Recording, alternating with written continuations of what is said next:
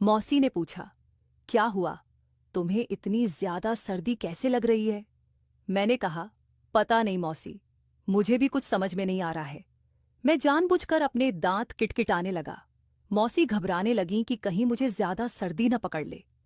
मौसी को चिंतित देखकर मैं और ज्यादा कांपने का नाटक करने लगा।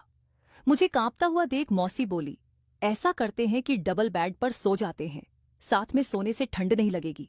दोस्तों, अब अंधे को क्या चाहिए? दो आंखें। मेरी मनोकामना पूरी होते देख मेरा दिल बल्लियों उछलने लगा। मैं तुरंत उठा और मौसी के साथ उनके बिस्तर पर सोने चला गया। मेरी मौसी बहुत सीधी सादी है। मैं जानता था कि मैं चाहे जो भी करूं, मौसी किसी को बताने वाली नहीं है। फिर भी एक अनजाना सा डर था जो मुझे रोक रहा था। उन्होंने अपनी रजाई को दूसरी तरफ कर दिया और मेरी रजाई में घुस गईं। दोस्तों, मेरा नाम सुशांत है। मैं उम्मीद करता हूं कि आप सभी ठीक होंगे। अब ज्यादा समय न लेते हुए अपनी मौसी की कहानी शुरू करता हूं। सर्दियों का मौसम था। मैं अपनी मौसी के यहां जाने के लिए घर से निकल पड़ा। दिसंबर महीने में बाइक चलाने का अनुभव तो आप में से भी कईयों ने किया होगा।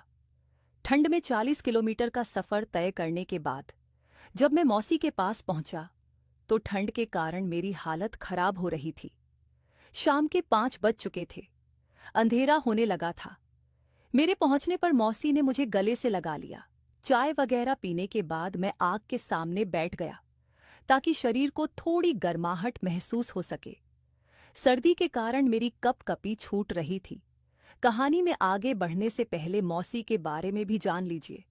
मेरी मौसी की उम्र 40 साल के आसपास है। उनको देखने से जरा सा भी पता नहीं चलता कि वह इतनी उम्र की होंगी और 3 बच्चों की मां होगी।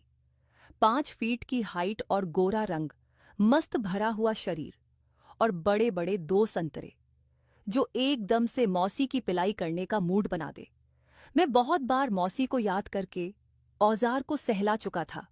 मेरे मौसाजी दिल्ली में रहते थे, जो 3-4 महीने में एक बार आते थे या मौसी ही उनके पास चली जाया करती थी।